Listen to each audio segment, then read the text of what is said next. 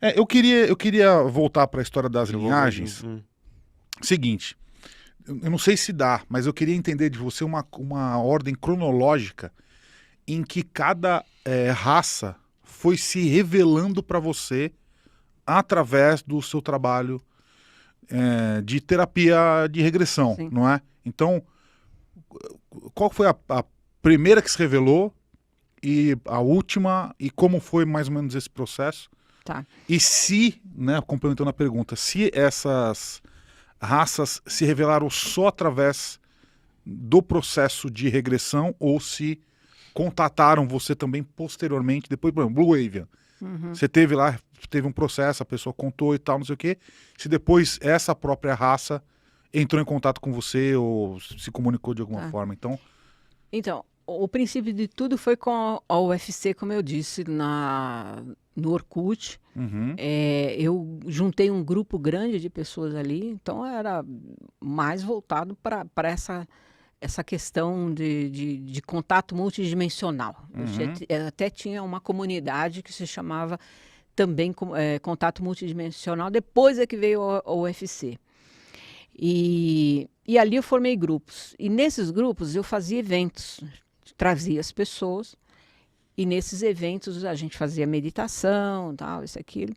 E, de repente, algumas delas eram submetidas à hipnose, e aí começaram os contatos. Eu não trabalhava com isso. Depois é que juntou regressão.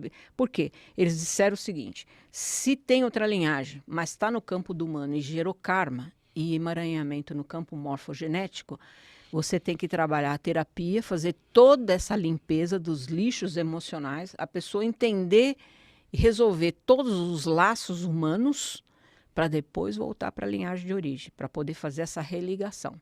Aí juntou uma coisa na outra, mas antes era separado. Então, o que vinha a princípio, sempre com o meu contato primordial, foi com o comando Ashtar, o Ashtashana, era mais os pleiadianos. O primeiro que veio para mim foi pleiadiano, os pleiadianos. tá.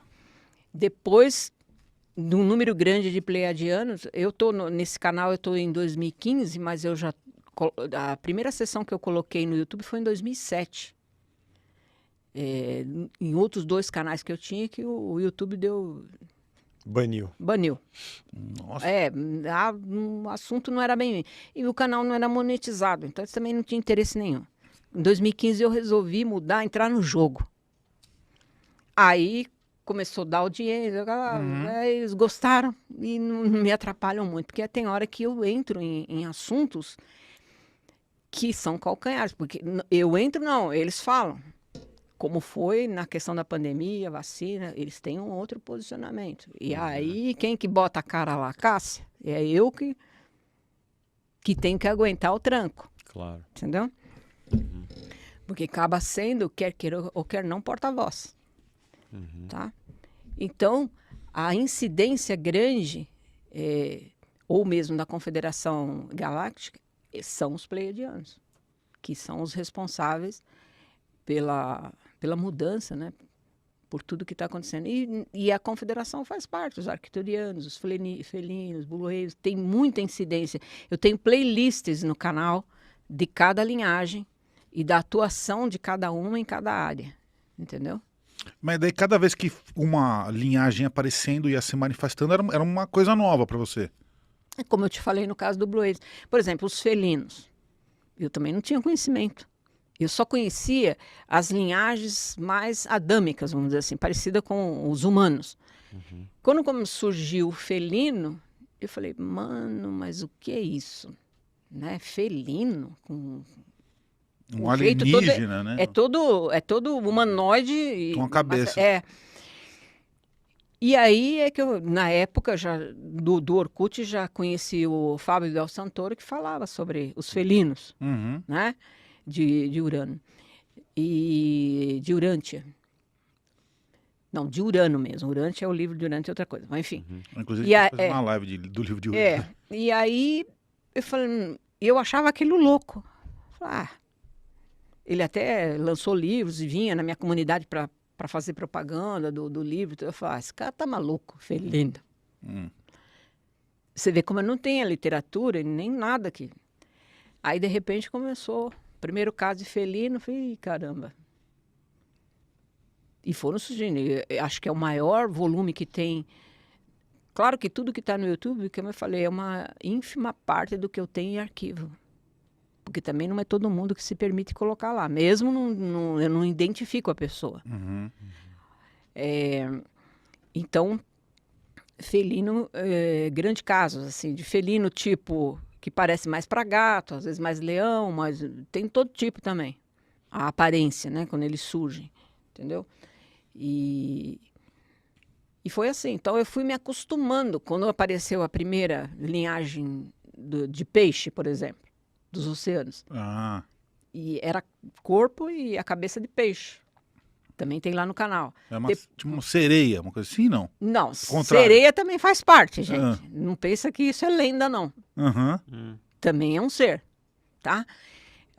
O que a gente chama a playlist é seres aquáticos. Então de repente você vê lá aquela imagem de peixe, tá? Aí depois mais à frente começaram a surgir os dolphins.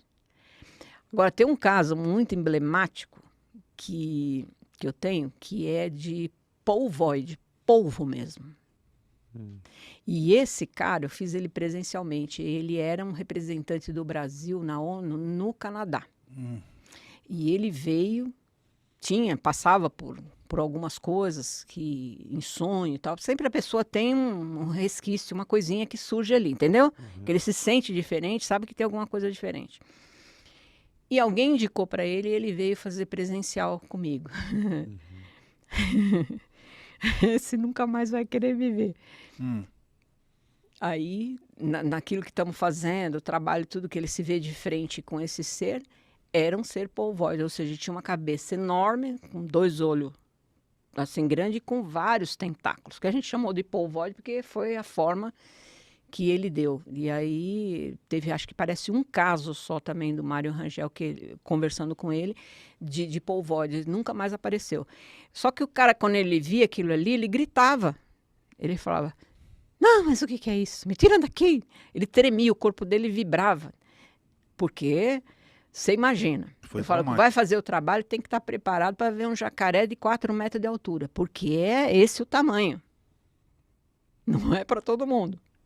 Não é fácil. Muitos chegam ali no momento, isso é tela mental, fala, Cássia, me tira daqui, não quero ver isso. E a gente tira. Não é obrigado, né?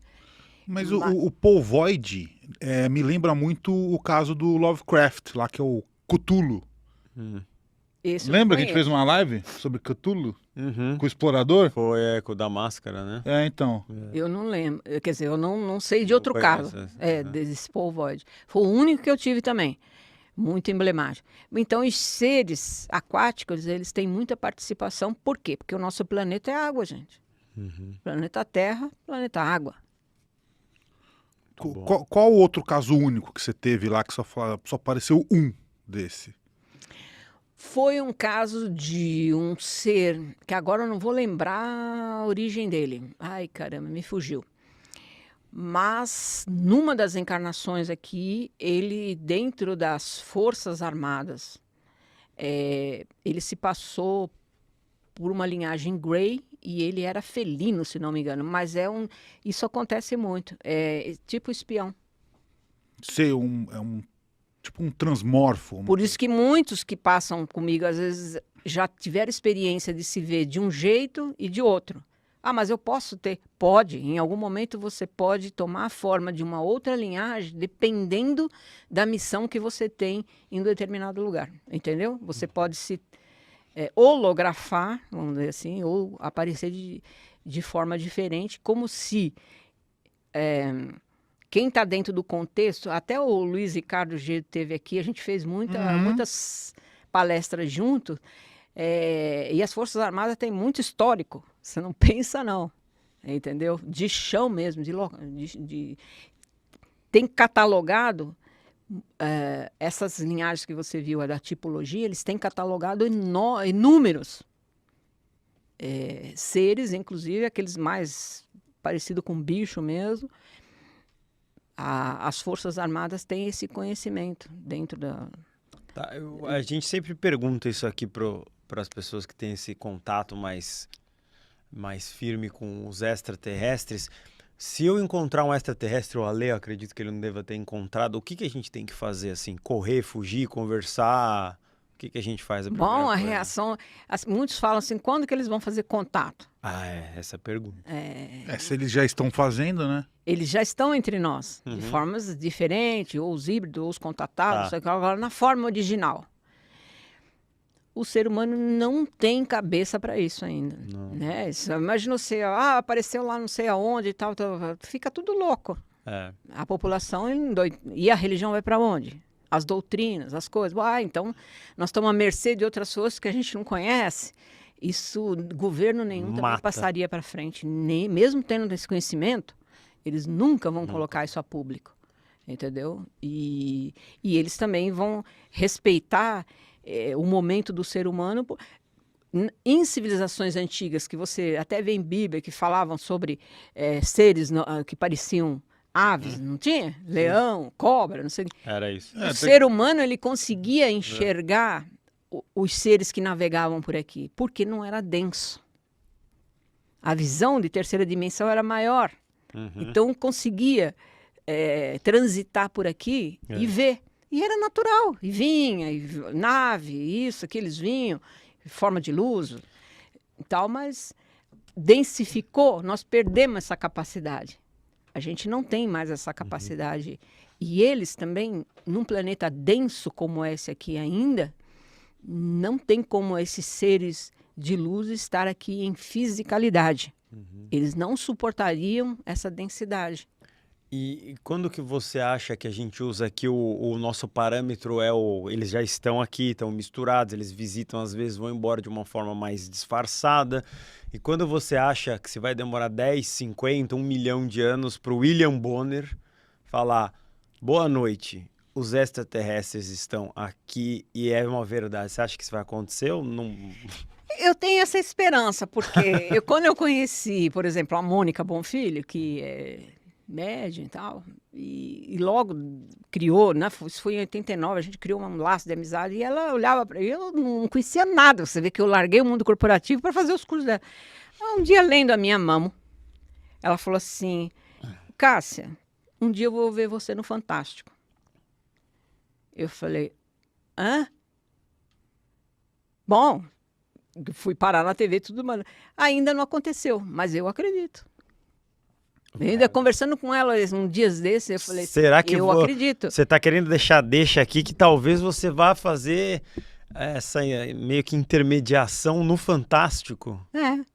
Exatamente. Eu acredito. Intermediar o contato. Ela vai ser a porta-voz do primeiro contato em rede nacional. Não sei como. É interessante, hein? Mas muitas pessoas falam: mas Rede Globo. Gente, a Globo ainda é a maior comunicadora do Brasil e da América. Porque nós temos que entender que nós vamos entrar num momento agora de realidade virtual. E a partir do momento que a gente entrar nisso, a mente vai começar a abrir muito mais para essas realidades que a gente deixou de enxergar. Mas nós vamos enxergar.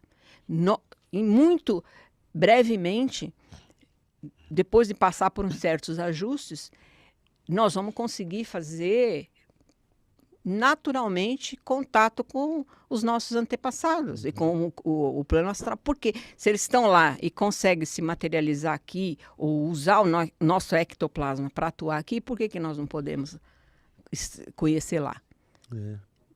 Essa ligação vai ter. Quem tem outra linhagem também vai fazer essa ligação naturalmente. Tudo vai começar a abrir. Os véus de ilusão começam a cair e esses mundos que até então fechado para nós, muito em breve vai se revelar para todo mundo. Pode não ser de forma tão sutil. Pode ser abrupta. Mas vai abrir para todo mundo. O que é que eu falo? Não se preocupe tanto de fazer hipnose regressiva comigo para atingir a sua linhagem, se você sente isso. Porque muito em breve isso vai acontecer. Por quê? Porque é batalha final.